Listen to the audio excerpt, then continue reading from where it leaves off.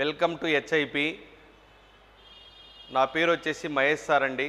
మీకు అందరికీ తెలుసు మ్యాథమెటిక్స్ అనేది ఇప్పుడు ప్రజెంటు వచ్చే నోటిఫికేషన్లలో ప్రతి ఒక్క నోటిఫికేషన్లలో ప్రధాన భూమిక పాటిస్తుందన్నమాట. ఎందుకంటే ఇప్పుడు ప్రజెంట్ వస్తున్న నోటిఫికేషన్లు వచ్చేసి SI constable, FBO, FSO, FRO and railway group D notification. Already railway group D notification కూడా ప్రజెంట్గా నోటిఫికేషన్ రిలీజ్ అయింది. విఆర్ఓ నోటిఫికేషన్ కూడా త్వరలోనే రాబోతుంది.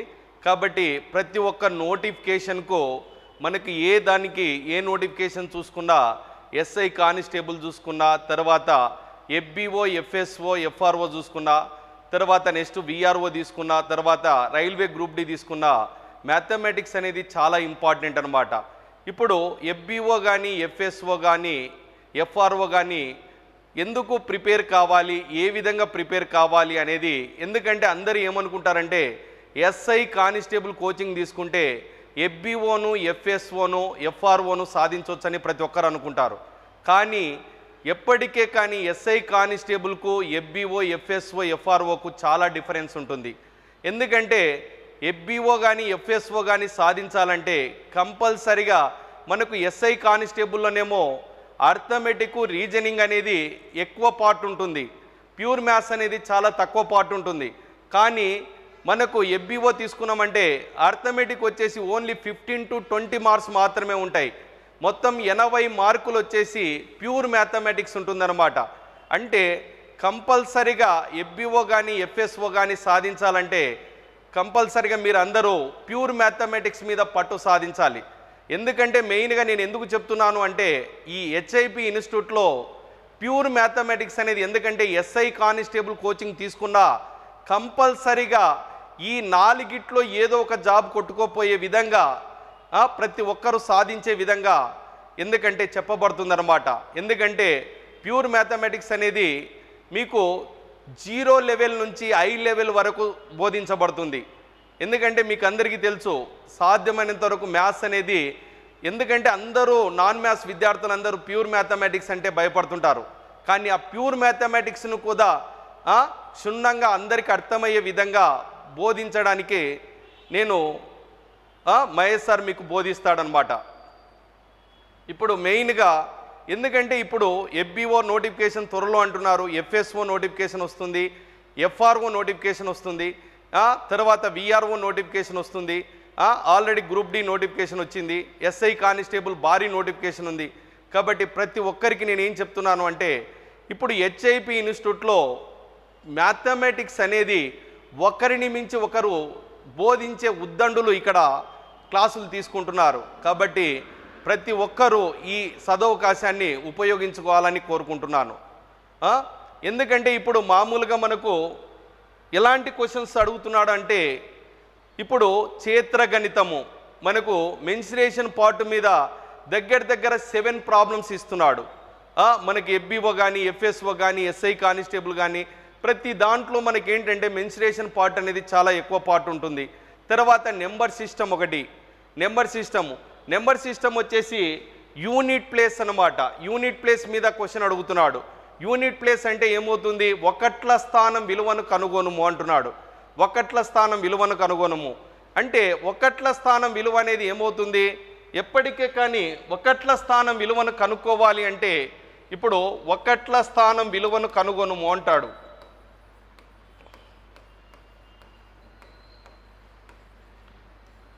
What is the unit place అంటాడు. ఒకట్ల స్థానం విలువను వచ్చేసి క్యాపిటల్ ఎన్ పవర్ స్మాల్ ఎన్తో సూచిస్తారనమాట. క్యాపిటల్ ఎన్ పవర్ స్మాల్ ఎన్తో సూచిస్తారనమాట. ఇప్పుడు ఇక్కడ క్యాపిటల్ ఎన్ వచ్చేసి భూమి అంటారు, స్మాల్ ఎన్ వచ్చేసి ఏమంటారు, ఘాతాంకము అంటారు. స్మాల్ ఎన్ వచ్చేసి ఏమంటారు, ఘాతాంకము అన్నమాట. ఇప్పుడు క్యాపిటల్ ఎన్ యొక్క ఒకట్ల స్థానం విలువలు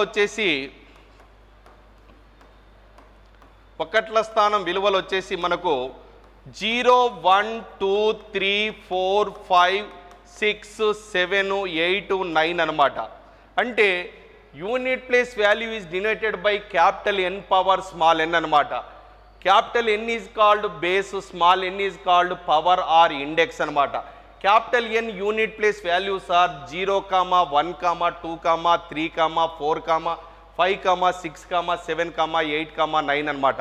ఇప్పుడు క్వశ్చన్స్ వచ్చేసి యూనిట్ ప్లేస్ వాల్యూ మీద ఇప్పుడు మనకి ఎలా ఉంటాయంటే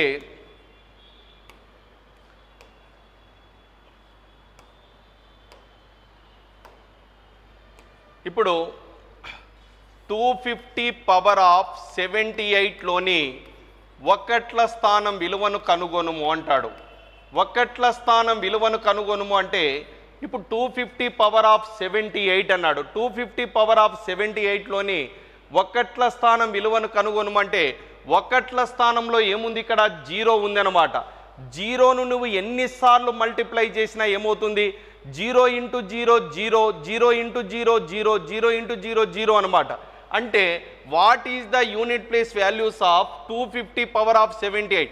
యూనిట్ ప్లేస్లో 0 ఉందంటే దాని ఆన్సర్ ఏంటి, 0 అనమాట.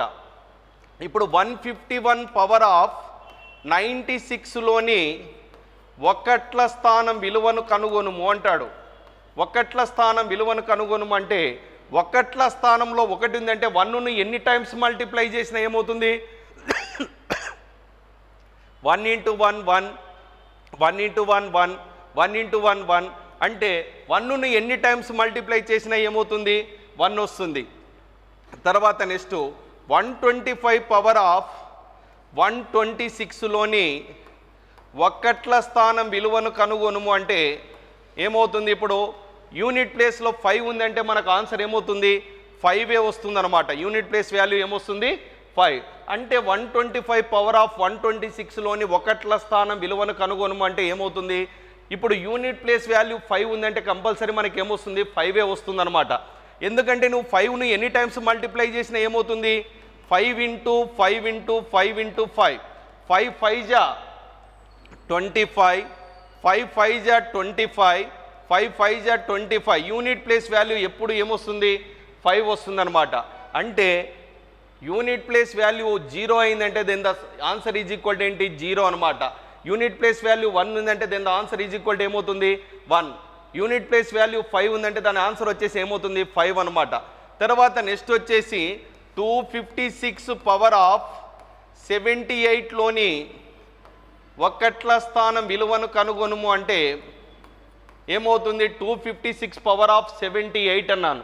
256 పవర్ ఆఫ్ 78లోని ఒకట్ల స్థానం విలువను కనుగొనుము అంటే ఎప్పటికే కానీ యూనిట్ ప్లేస్ వాల్యూ 6 ఉందంటే దాని ఆన్సర్ అనేది ఎప్పుడు 6 అనమాట. ఎందుకంటే 6ను నువ్వు ఎన్ని టైమ్స్ మల్టిప్లై చేసినా కంపల్సరీ 6 వస్తుంది. ఎందుకంటే 6 6 జా ఎంత, 36, 6 6 జా ఎంత, 36, 6 6 జా ఎంత, 36 అనమాట. అంటే యూనిట్ ప్లేస్ వాల్యూ అనేది యూనిట్ ప్లేస్లో 6 ఉందంటే ఆన్సర్ ఈజ్ ఈక్వల్ టు ఏమవుతుంది, 6 అనమాట. అంటే ఒకట్ల స్థానం విలువను కనుక్కోవాలి అంటే ఒకట్ల స్థానంలో 0 ఉంది అంటే then the answer is equal to ఎంత, 0. Unit place value 1 is equal to then the answer is equal to 1 అనమాట. Unit place value 5 then the answer is equal to 5. Unit place value 6 then the answer is equal to 6 అనమాట. అంటే unit place value అనేది 0 ఉన్నప్పుడు 0నే, 1 ఉంటే then the answer ఏమవుతుంది, 1 అవుతుంది. 5 ఉన్నప్పుడు 5 అనమాట. 6 వచ్చినప్పుడు ఏమవుతుంది, 6 అనమాట. నెక్స్ట్ వచ్చేసి ఇప్పుడు 152 పవర్ ఆఫ్ 99లోని ఒకట్ల స్థానం విలువను కనుగొనుము అంటాడు.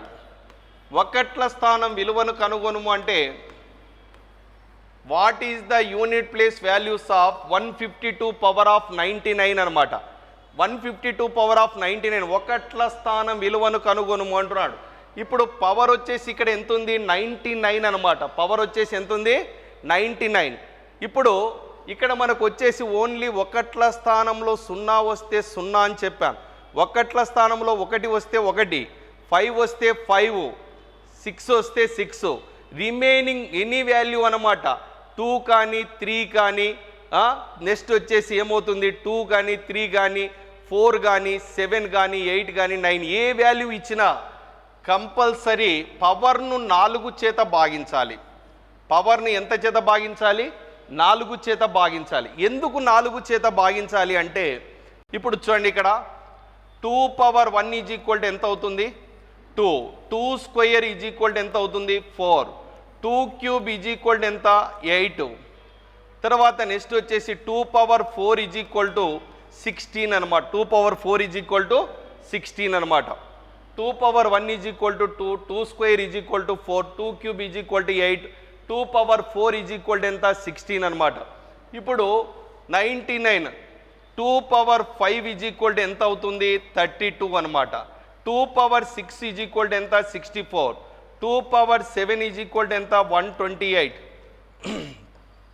2 పవర్ 8 ఈజ్ ఈక్వల్ టు 256 అనమాట. అంటే కంపల్సరీ యూనిట్ ప్లేస్ వాల్యూ అనేది 2486.